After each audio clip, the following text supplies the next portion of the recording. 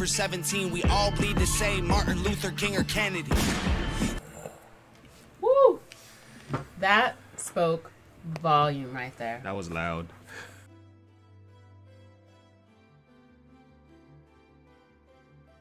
Hello everyone, welcome to Look and Live. We are now here with Pastor James Devalon and Andrea. So thank you guys for once again checking out this video. We are going to react to another request you guys has made. So we are gonna check out this song today by Tom MacDonald. Again, Whiteboy. Yes, I'm excited. I am excited. This is my second time on. Thank you for welcoming me in again. And I am excited to go through this video. This one, let me tell you, give comments. I wish we had the phone lines open to do the open dialogue for this because, wow, this is a lot. And we all come from different backgrounds, how we grew up, what we experienced as far as in being our different cultures and race. You're from Haiti, I'm from America, so even your take on Black America is different. So there's so much. So by the way, that means we did check out this video, guys. We did listen to it and we took some notes. We went to school. He put us to school. I didn't go to school. We were in his classroom. Okay. I need about 8 more listens, an encyclopedia, my world history class. So much substance in that. So we're gonna react to this together and share some of the perspective that we've gotten from that. Give you, 2 cents of from our perspective as well, and eventually give you some biblical perspective as we always do. So we're gonna take a quick commercial break and we're gonna come back to react to this video.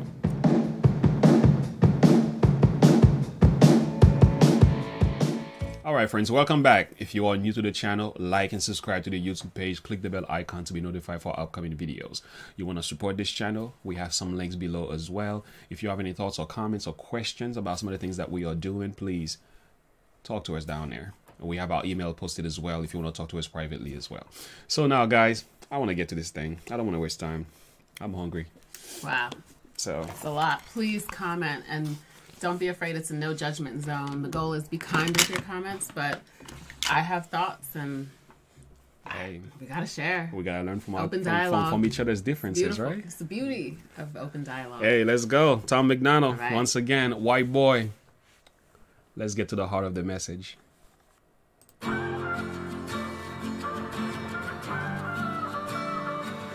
I cannot feel guilty for that I didn't do, but I can understand the reasons why you think that I should. Yeah, I'm white, but I never put your neck in no noose, and I never burnt a cross or hid my face with a hood. You can't just label me racist because I'm related to people who did some terrible way back before I was alive. Whew. So he just starts off, he just hits the nail on the head right away. Don't you like this about him? Yeah. He just get to the heart of it. He doesn't waste time. He doesn't waste time. He's just like, hey, I don't have time for all that extra starting and extra, it's like he's straightforward. The introduction is like you cannot blame me for something that I did not do. How often do we want to hold everyone accountable for one person's actions? Yeah, that's a good question. I mean, should white people feel sorry for what was done by their ancestors, who were driven by greed and other misconception, even miseducation as well? So, I mean, should they feel sorry today?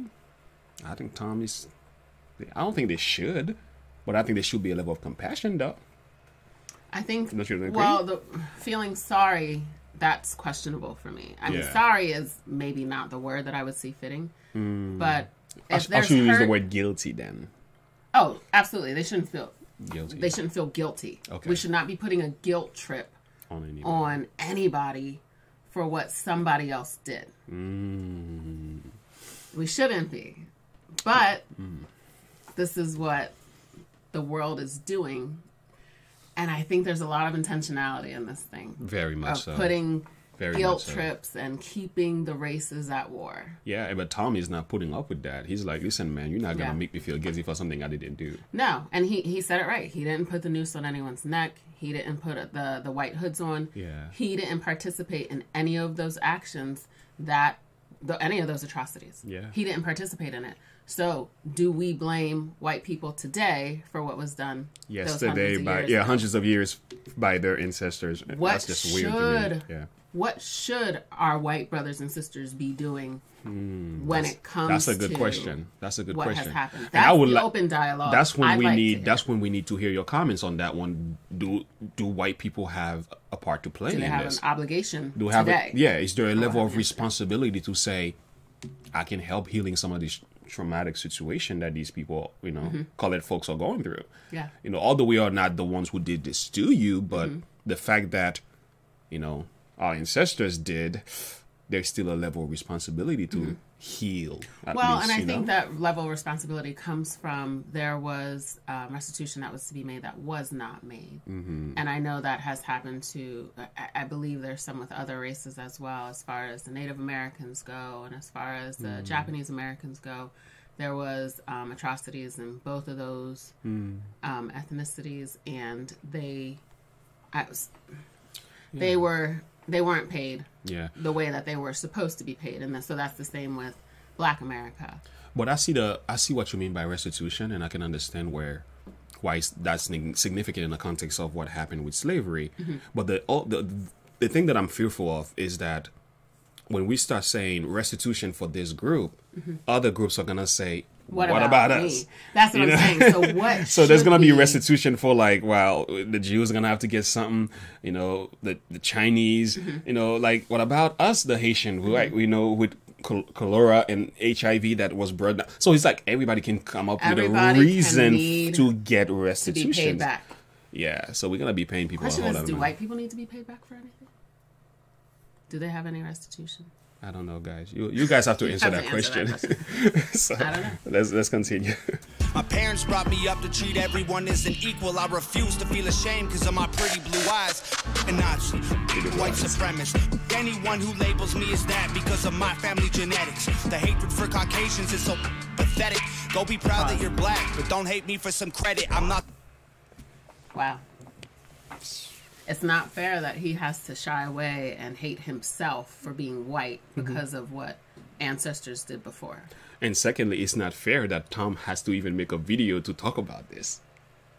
No. Although I understand the mentality, Yeah. but the fact he has to do this is also not fair. Yeah. Why will my children down the road has to kind of defend themselves because of some Because wrongs of that I have something done that they way weren't in a the part of. past? They had nothing to do with this. You know what I'm saying? Like, why does he have to even... But again, So- he has to go against that. And you this know? is where I think what needs to be addressed is what the actual factual issues are of, and I want you guys to please add your comments. What do you think about systemic racism? The Jim Crow laws that were put into place, that applications now, they need to know your race. They need to know, your ethnicity. Why were these things added to True. the application process? Yeah. Before you had to be able to read a certain amount of lines in order to be able to qualify for a job. So while they couldn't maintain slavery, there were other systemic Racism. things put in place Yeah, to kind of filter through Yeah, to but- say you're not qualified for the position. Yeah, even certain loans were given to certain Yeah. black race. There were certain things Segregation, all that those segregation different and so things. on. So they were really turned down. So again, the systemic racism in the past has somewhat held the black folks back from achieving and successful and stuff like that. But I don't think that is really an issue today, though, because most black folks, man, you go get your education, you want to do something with yourself in this country, you can do it. So I don't think it exists. You might have some vestige of that left, but I don't know how much of that is really exists. So again, you guys, this is when we need you, because this is a matter where we need to discuss, because some people feel like this really exists, it's still an issue. I'm one of those who I don't really think it really exists, because we look at our But you're average football also- player. We look at our average basketball player. Look how well these guys are doing. I don't think systemic racism, maybe it doesn't work for them, but maybe for some class of people it does. But I'm not sure how much of that I'm going to say it's a major issue. I think it still exists to a level, but I don't know how much of that is left. So I believe there's a lot left. I think there's a lot, and I think he knows it as well. There's a lot left. I think there's a lot that we don't see behind the scenes. Yeah. Pay scales. Wow. There's a lot of information out there. Like I said, I didn't go to school as I would have liked to being able to give that factual information about, pay scales and different things of that nature that are real today. There are real differences depending on culture and race, and not just black versus white. Yeah. There's all the races through and through that there is a difference.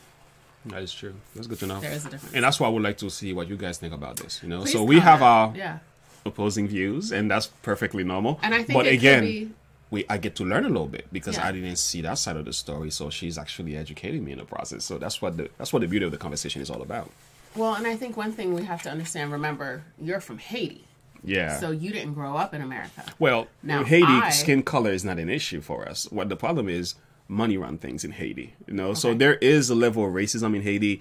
The darker blacks kind of hate the lighter blacks, and the lighter blacks. So there is that level, like the French Creole type of Haitians and also the African Creole type of Haitian, they fight among themselves, but it's really based on money. Because if you have money, you can exist with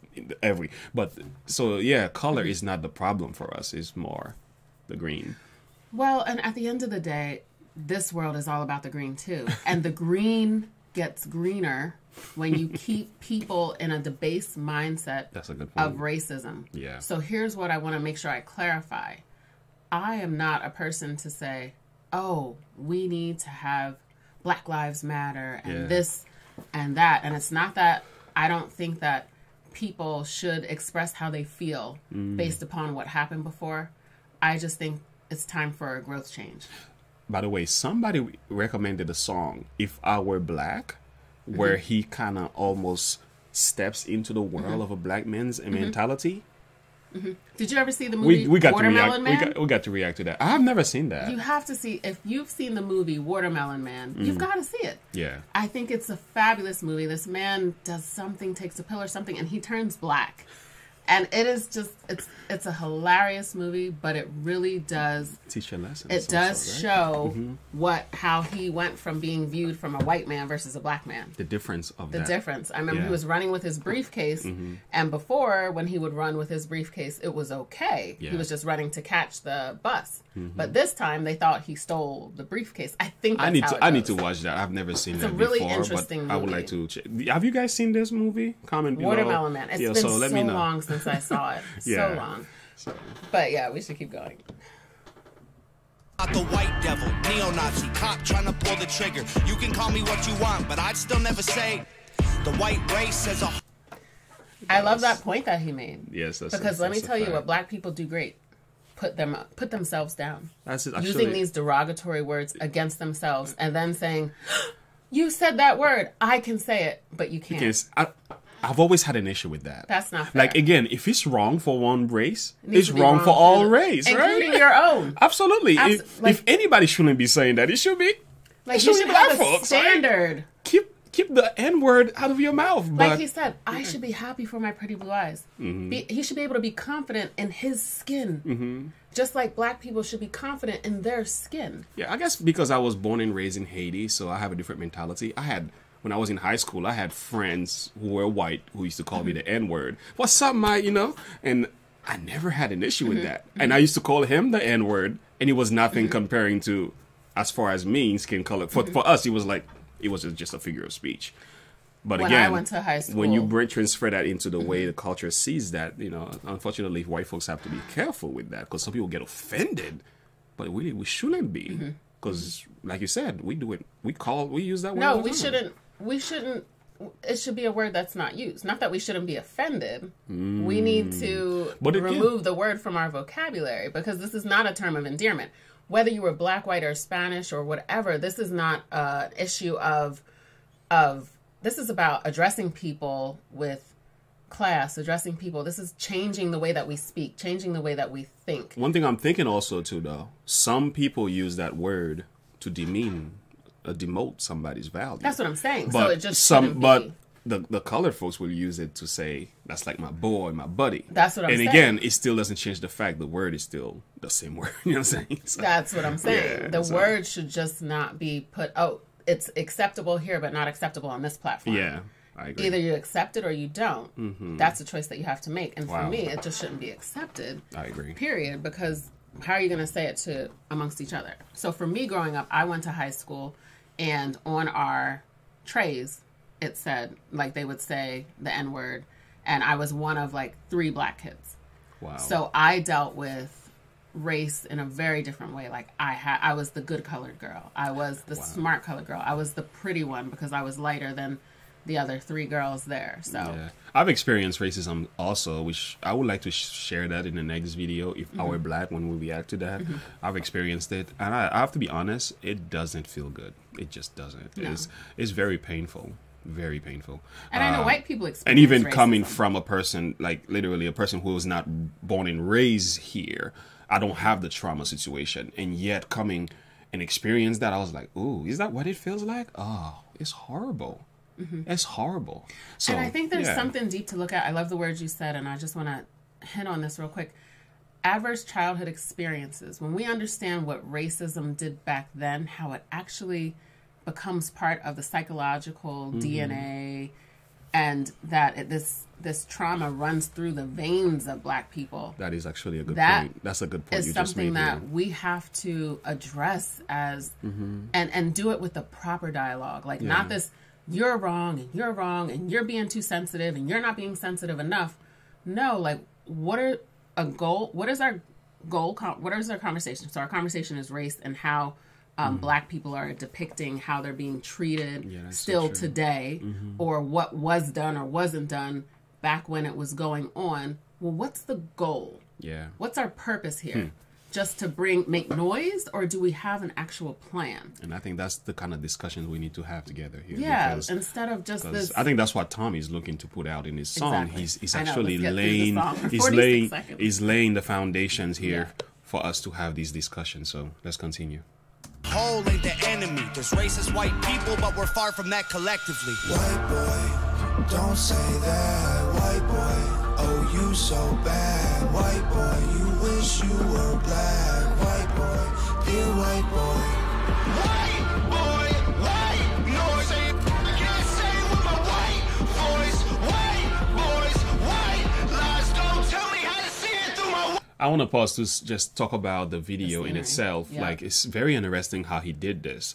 It's inside of a classroom. There are different colored people there, all different class, ethnicity there, right? So he's surrounded by these people, but he's making his opinion to be heard. He's speaking very loud and clear, and he's making a bold stand against their mentality. And how are they responding to him? They're saying, white boy, don't say that. Yeah. None of them want to hear the truth. But both colored and white are not accepting this mentality. They don't want to hear the truth. They want to be caught in the bondage of this racial tension. Yeah. They want to be, it's like being trapped and in bondage to a thought process, a mindset. And that's exactly what society wants to feed you. It is really difficult to kill a mentality, though. It is. It is. Because it's one thing to kill a person. It's another thing to kill an idea. So what was I saying? There's no growth in the comfort zone, and there's no comfort in the growth zone. So in order to you got to get uncomfortable. You know, you're going to be like, oh, what did his wife just say about race? You know, why does she think that way? You know, there's going to be uncomfortable things that we're going to say and that you might say in your comments where I'm like, I have to digest this thing, and it might hit some trigger spots. But that's where the change process comes. That's right. That's right. And anyway, you can't really have a correct, I could say this, a surgery without some cuttings, right? Sometimes you do have to cut in order to get to the heart of the problem and address it for what it is. So guess what, guys? We want to hear what you have to say. If you oppose us, we welcome that. All we're asking you is be respectful and kind in the process, please. So let's move on now. We want to hear some more of this substance that this man is saying. He said one thing here I want to rewind to quickly. He spoke about how collectively we are not all racist. And I don't want to go too far back, but it's also good for us to know. I think there is a mindset that all white folks are racist. That's actually not true. And there are racist white folks. They do exist. I've experienced them. I've seen them, big tires and so on, and just call me, bam, bam, get out. I've actually, it's been done to me. But I've also met the other side of the true loving, kind Caucasian folks who will open their doors and let me stay in there, sleep on their couch. So I've seen that also. So we shouldn't go around condemning all white folks. And that's the biggest problem, because I think that they want to keep the minds debased and in this thought process when they repeat movies like Roots. They repeat these movies that are just going to cause people to focus on the atrocity of slavery. Yeah. They so it's like they keep repeating the history. Yeah. As if they're educating the mind, but in reality, it's like there's a level of hatred being built up. Yes, oh, that's what they did to us. Oh, so you see what's happening. This animosity is just building up over and over again. So we never really actually grow. So like I heard somebody said, I mean, psychologists would say it this way. There are two types of mentality that you can have about any situation that you face, right? You can have either a fixed mindset or a growth mindset. Yeah. The fixed mindset says, it is what it is. I can't overcome this. I'm going to do what I'm going to do. I'm going to do the same thing over and over again. Again, that's the definition of insanity, by the way. But a growth mindset says, I see an issue here. It is troubling, but I'm going to find a way to work through that. I'm going to rise above. I'm going to learn from this. I'm going to step forward. And I think what's happening in many of these movies and these false education that we're getting from the media and so on, it is to keep us in that fixed mindset. Yes. Because it works to their advantage. And you see in this video how they're both saying, white boy, don't say that. You're so bad. They don't want the truth. They don't want to change the thought process. They don't want to have the idea that we aren't lump summing all black people in one category. We're not lump summing all white people in one category. I experienced racism from black people. So come on now. And this thing, let me tell you, no matter which race black racism comes from, it is still ugly. I've seen it done from black folks toward. I mean, I've worked, with where a black person was hating on the white. It was the weirdest thing, and the same person would be like, "Yeah, you my friend, come over here," and I'm like, "Man, you can't do that, boy. It's just wrong." You know what I'm saying? So, yeah. Play both sides of the fence. You just can't. I can't. Yeah. All right, let's move on. Boys, white lies. Don't tell me how to see it through my white eyes. If a black man is sipping on some cognac, I just have to say, when he says, "Don't tell me how to see it through my white eyes," it's like we're often trying to put their thought process into them. Like, this is how you think. Stop lying. You should think this way, right? No, this is how you think. This is how he said, "Don't tell me how to see it through my white eyes." Like, this is how you need to see it. That's not fair. That is actually not true. I don't. Yeah, I understand. That's actually not fair. I agree with you on that one. To me. Yeah, it does make sense. Sitting next to me, I don't assume that every black's favorite drink is Hennessy. I don't dislike Tanisha because her first name isn't Stephanie. Not only is that wrong, it's a waste of energy. Ivory or ebony, 45 or 17, we all bleed the same. Martin Luther King or Kennedy. Woo! That spoke volume right there. That was loud. Martin Luther, Kennedy, black, white. Well, we all bleed the same. Both killed, right? Both killed. Why? Because they stood for right. They stood for the right. They stood for a cause. They stood for unity. Period. What a combination. If you stand for unity, you go against the narrative. Period. I'm beginning to feel really, and I'm not gonna say scared in some way, a little bit concerned for Tom. When you're talking like that, Tom, I bet he's getting death threats and all kind of stuff because he's covered though. You have to understand. I believe he's covered. I believe so too. But we gotta keep Tom in our prayer. Absolutely. Let's move on. Don't forget to rewind it back, I think. Yep. 45 or 17, we all bleed the same. Martin Luther King or Kennedy. They're angry, I'm reciting the facts. He's white and he raps. He stole the culture right from the blacks. Okay, he's fired. They're angry, he's reciting the facts. Why do we hate the truth so much? Because the truth puts forth change, which causes unity, which is growth, which is, whoa, people kind of get woke, enlightened. That's my new word for Tom, enlightenment.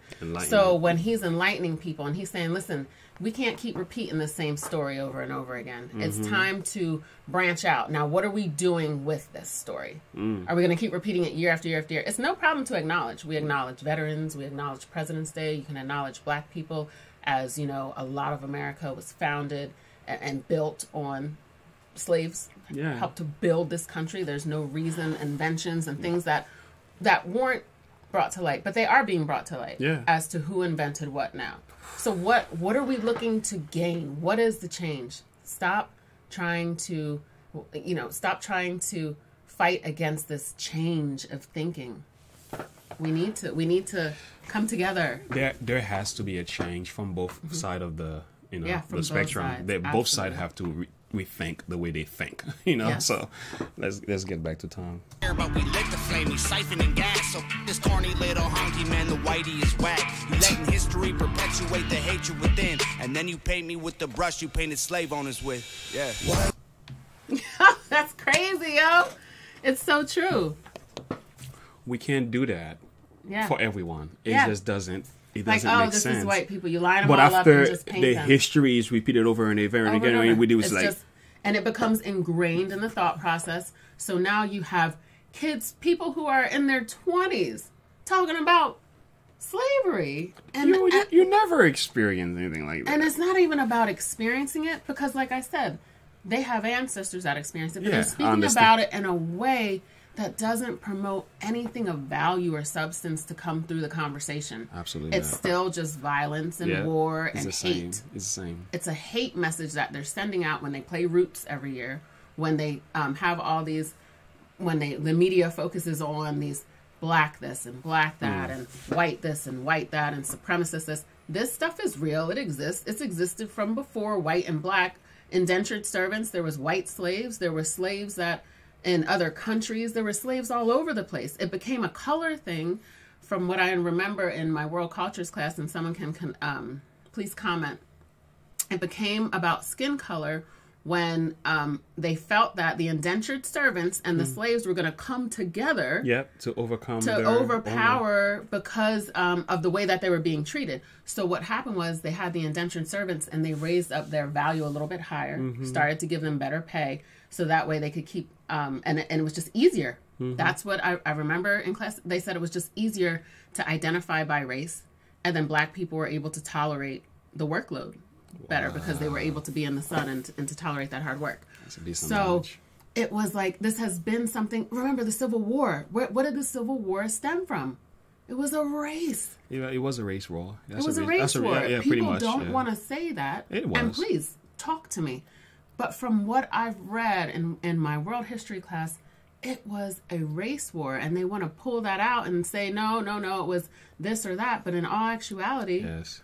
It was the result of the you know, the South. It was just wrong. And again, this was, you know, we can go so much deeper into this. And again, guys, this is when your comments are important, because we want to hear what you guys are thinking. And again, we're going to have this live chat coming this Thursday. So whatever you don't get to post down there, you're going to get to tell us physically and at least virtually as well. So let's hear some more of Tom MacDonald's substance here. Don't say that, white boy. Oh, you so bad, white boy. You wish you were black, white boy. Dear white boy. White boy, white noise. I can't say with my white voice. White boys, white lies. Don't tell me how to see it through my white eyes. I got a mother, a father, a sister, an auntie, an uncle, and a grandma that I picture when you're openly hating. And God willing, one day I'll have a kid of my own. I refuse to let you blindly hate my wife and my baby, so go ahead and hate the races. I pray for their extinction. If you want to hate the white people, just make the distinction. There goes, he's doing it now. So he's making sure that he does acknowledge the problem. You know what I'm saying? So he's saying, if you're gonna hate, make sure you hate the right person. Don't hate an entire population of people. Don't put them in a package. You need to deal with the right group of people. This is one-on-one. People are people. We all have our individuality. I'm glad he does that. Nobody, absolutely nobody can put anybody from any race in a lump sum category. You should never do that. You can't do that with the political parties. You can't do it with anyone. You can't say the left all thinks this way and the right all thinks that way. There is just no way you can lump some people into one category. You shouldn't classify people. And I think even in religion too, we shouldn't ever do that.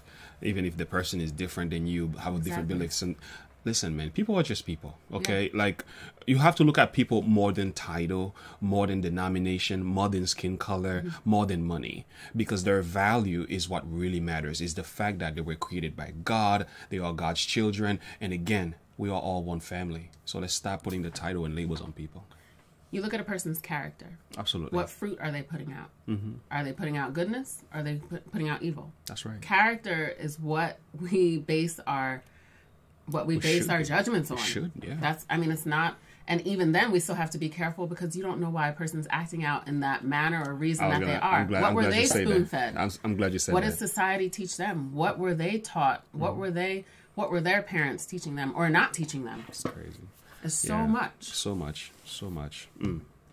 Between the ones who want the best for everyone regardless and the ones who build the system just to smother you with hardship. Stop before They built the system just to smother you with hardship. We need to hear that again.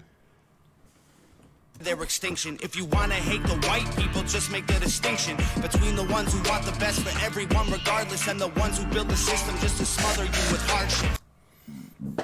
Listen, this is all a plan.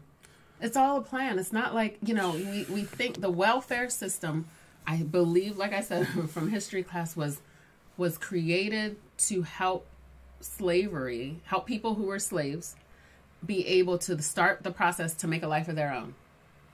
Look what it's done. It's caused people now, and I don't know which race is on welfare more, because depending on where you are, what state and city and stuff. Yeah. Well, just in general, I don't know which race is on welfare more. But welfare is a form. Now, okay, I was on welfare, and I used it to advance myself. Well, that's the purpose of what that's it's the purpose. for. So I use but some people know how to hijack the system and never actually go anywhere. This mindset Yeah. that people have. I know people who used to crank up the heat to get more money for the law heat bill, so they wouldn't have to pay for heat all winter. So there's that was one person, but then That's there's just me. wrong. I never did that, right? That's just so wrong. I was part of but this system, it's not monitored enough. It's not regulated in a way to force people into growth. That's right. It kills people into a place of laziness, unproductivity, so on. So you can call it that way, but no, we need to. There's so much more we could do than to become so-called government dependent. Right? I'm saying so. I don't agree with that either. It needs to be regulated differently. This is America. There's so much stuff here. There's so many jobs right now. So many jobs. Yeah, there's so much you can do. You can go on YouTube and literally start your own business. Like, it's so easy now to do this stuff. You can just go have the drive and the make desire. $15 an hour. Absolutely. We have no excuse. There's no excuse for anyone to be using welfare as a lifelong means of supporting them. That's not okay. Stop before you say it. I know what you've been thinking. How's a straight white male in 2018? You're making me the villain by demonizing my race for things I didn't do and decisions I didn't make. No one that I call a friend has ever owned a slave, and neither did our dads or our dads' dads. Sakes acknowledging atrocities were wrongly committed is all that I can offer while I'm wrongly convicted. I would never hate a man for what God gave him in pigments, and I would never plot against him just because he is different. I would never judge a human for the cards he was given. I want to pause here. Do you hear the heart of Tom MacDonald crying out? That's character. That's what I'm talking about right there. That's character. That's what we look at. I will never hate a man. And you feel that. Like, I felt that in my soul. This is when goosebumps went through my body, guys. Chills. Yeah. No, I felt that though, really. No, there was so much heart in that. And that's character. And that's what the government doesn't want people to focus on character. They want people to focus on themselves, focus on past pain, current pain, future pain that they haven't even experienced yet. This is what's going to happen to black people if. What? You're serious? What? We need to have real, what are we? But the truth is, we are fighting against the wrong enemy here. Exactly. Like he said, they have created a system. They have created a system to keep people debased. There we go. This so the one who are really racist, we're not fighting against them. You know what I'm saying? We're fighting against each other. Even black people and should be what we should be doing. We should be uniting and working together, and kind of put the finger on them. Point the finger where the finger belongs. That's right. Amen. Call him lesser than myself because of the race that he's mixed. I want to hear the heart of that again. That's just amazing. That was so. We're wrongly committed is all that I can offer while I'm wrongly convicted. I would never hate a man for what God gave him in pigments, and I would never plot against him just because he is different. I would never judge a human for the cards he was given or call him lesser than myself because of the race that he's mixed with. White people that you hate aren't your neighbors or lawyers. They're the Rockefellers, Rothschilds, Bushes, and Royals. He's exposing them. Exposure. It's exposing. He's exposing Exposure them. time. And guess what? He's on point. He's on point. They're the people who monopolized the water and oil and injected your communities with drugs that they spoiled. Got no patience for Nazis. I think they're better off dead. They're fighting hatred with hatred, making the hate more. I just have to pause it. When he said injected your communities, you have to understand what happens in these poor communities.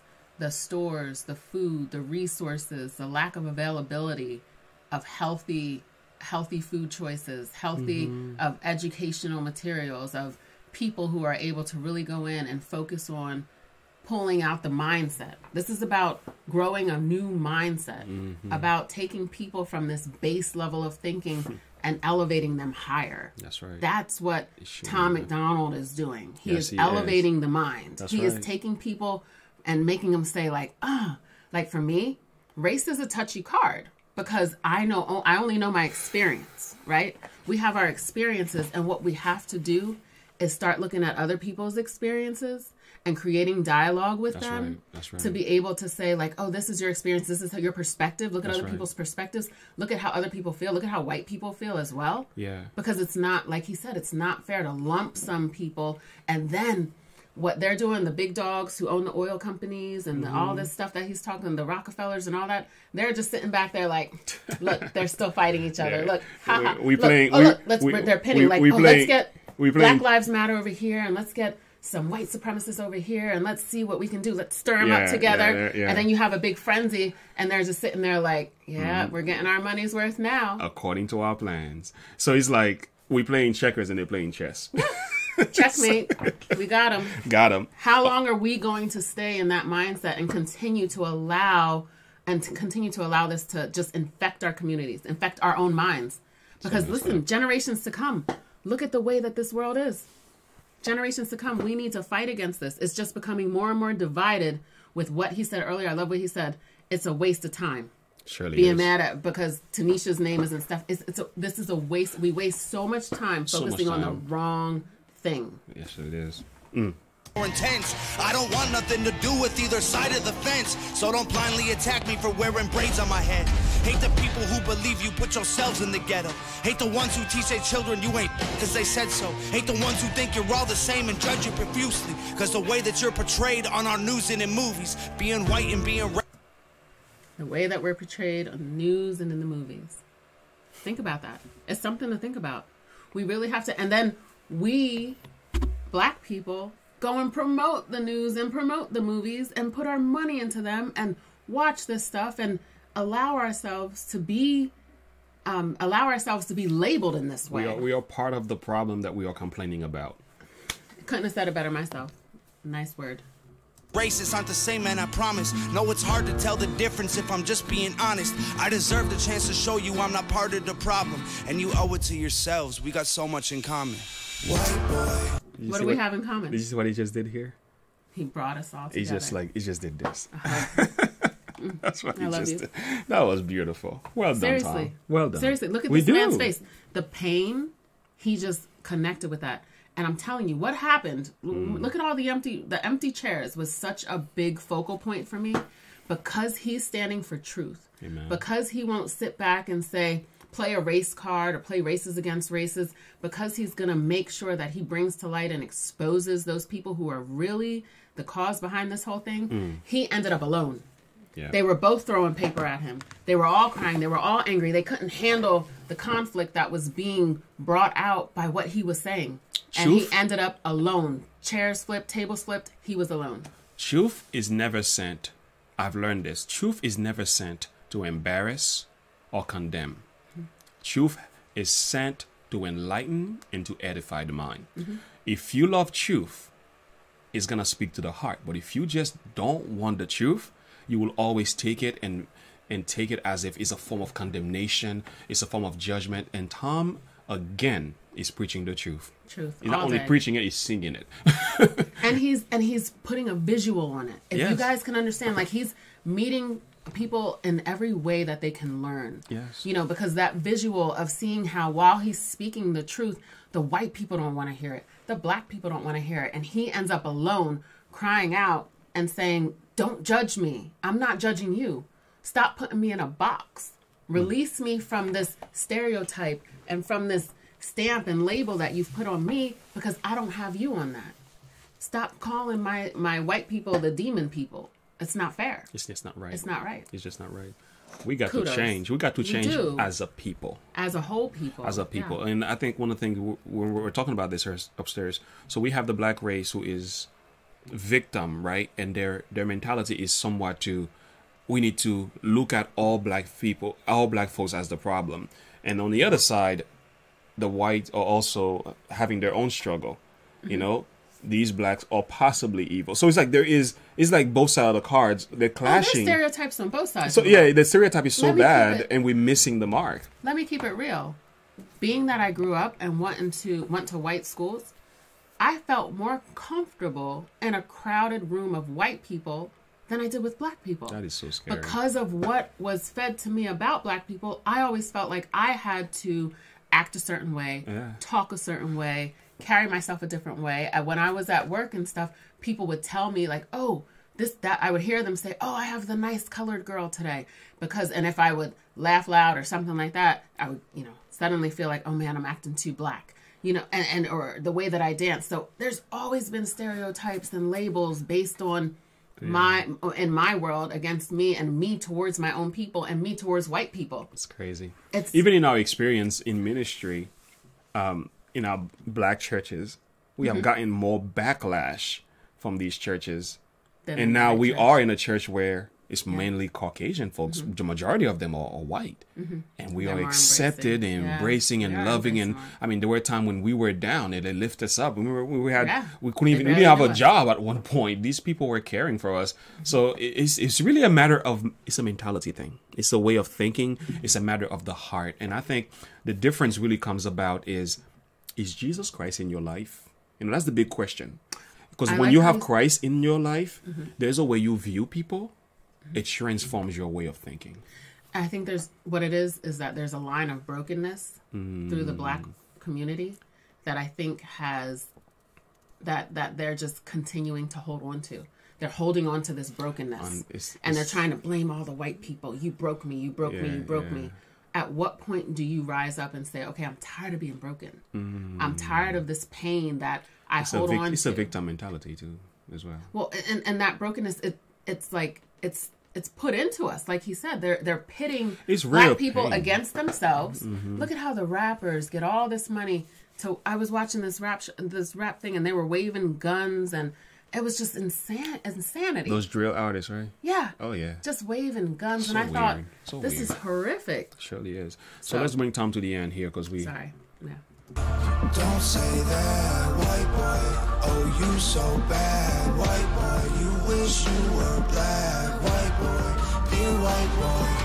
White boy, white. No, I can't say with my white voice. White boys, white lies. Don't tell me how to see it through my white eyes. People just want to be stuck in bondage, It doesn't have to be this way. It doesn't have to be. We don't have to be stuck in the bondage of being black in America. No. We don't have to. Neither does the white man has to feel that guilty in America. Guilty in America. No, it shouldn't be that way. In all honesty, my opinion for Tom MacDonald, once again, very good video. He addresses the issues for what they are. I appreciate that. I've gotten some notes from him here that I want to share. There were 5 things I noticed that Tom MacDonald was doing in this song, Whiteboy. He defends his character as a white man. He takes the time to do that. Secondly, he corrected the wrong mentality of colored folks, which is good. Third, he exposed the real racists that are working behind the scene. Fourth, he condemns all level of racism toward the black race. 5, he compassionately reached over to build bridges instead of walls. I love that. That's awesome. That's great.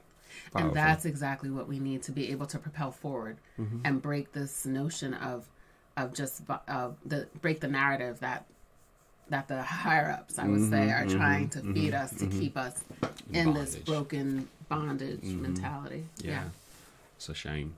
Guys, this was amazing. We want to continue the conversation in the comment below and look out for our upcoming discussion we're going to have. Now, it's time for some biblical perspective, guys. We're going to wrap this thing up with a single word from the Lord. We know we can't end this without the word of God. And this is coming from Proverbs chapter 10, verse 12. My wife is going to read that to us. Now, listen carefully. For those of us who are dealing with racism in some sort, look see what the Bible says, how to deal with that. And that one single verse is the answer. Watch this. Hatred stirreth up strifes, but love covereth all sins. That's it right So there. what does hatred do? Stirs up strife. At the heart of racism, what do you have? Hatred. Hatred. Period. That's it. It's the one that starts all the trouble. But it tells you that love does the opposite. Covers it covers all sins. Yeah. So when there's Covers all love, separation. when there's love in our hearts, sin is separation, right? yeah, That's what sin ultimately is, separation. that's right. And when you look at love, what love does, love brings unity. Yeah. Love brings peace. Love brings forgiveness. hope. Forgiveness. That's right. And there has to be so much Restoration. forgiveness among the race. It does. Like the black folks have to forgive, and the white folks have to, like we have to let go. They have to acknowledge, we have to forgive, and in that, not doing it with the motive of love behind it, the motive of unity, the motive of taking this thing, and not that we're going to forget that it happened and act like it didn't matter and tell people to stop being so sensitive and stop being so insensitive. No, we're going to learn from it. We're going to grow, and we're going to start to build and connect. Amen. And again, to top it off, not just that verse is referring to the love we ought to have, but the one who really has the ability to love and cover all sins. His name is Jesus. Amen. He's the only one who really could overcome this issue, because it's a mentality thing. It's a matter of the heart, and unless Christ penetrates the heart, infuse the soul, he inhabits your spirit, you can't really overcome this hatred thing. I mean, we're going to be wrestling with this forever. Jesus has to take possession of the heart. Absolutely. And the beautiful thing about when Jesus takes possession of the heart, you don't have to sit here and figure out, okay, how should I say this? What should I do? As you just draw closer to Christ, you start to see your character refined. You start to see yourself saying, okay, let me hear what this person has to say with an open listening ear, not with an ear ready to pounce, right? Ready to attack and to fight back and defend your thought process. No, you're going to listen with an open ear to see where you can connect, if you can connect, and if you can't, you can share that you can't connect. That's where the character refinement comes in. You start to walk in love, you start to walk in peace, and you start to have joy and love. That love, then it transcends the issues that you're having, and you say, how can we come together? How can we connect? How can we break the yokes of bondage that have been put on you? That's right. And that are trying to keep you there, and that you are keeping yourself there, because it's not 100%. Even he exposed where it's coming from, but it's also us. It starts with us, each person. That's why. While he exposed Rockefeller and all that stuff, was it Rockefeller? No. Yeah. I mean, I forget what he said. That the exposure. Yeah. The but Rockefellers and so many of them, the Bushes and so on. Yeah. All that. While all that stuff is exposed, we have to take accountability for our thought process. As black people, we have to take accountability for the blame game. Yep. We cannot be blaming white people for where we're at today. The race card. Not that these things don't happen, not that they won't always happen amongst all races, but don't make the magnitude of it so big that you can't even propel yourself forward, and you have to be stuck in bondage to the welfare system and this system and that system, or be stuck in the mindset of, I got up here, but I still hate white people. I made it out, but I still hate white people because of what they did at this time, and this is how they function as a whole. It's just not true. It's not accurate. That starts with the mindset, and you have to say, I'm tired of living this way. I'm tired of living trapped in my own mind with this stigma against my fellow brothers and sisters who are of a different race. Guys, thank you. Thank you for this video. I hope you've learned something. We've learned so much. This conversation so can much go more on. to learn. We are going to meet you again Thursday. Thursday morning, 10 o'clock, scheduled. Awesome. We will be there spending some time together. So guys, without further ado, we want to say like and subscribe to the YouTube page. Click the bell icon. Comment below. Let's continue the conversation. I'm going to be interacting with you. My wife is going to be interacting with you, so we're gonna read what you guys have to say about this topic here. It's a hot subject. We still got so much to learn, so we have to keep on talking about this. So again, as always, look unto Jesus, and live by faith. Have a good one. God bless you guys. God bless. Bye. Bye.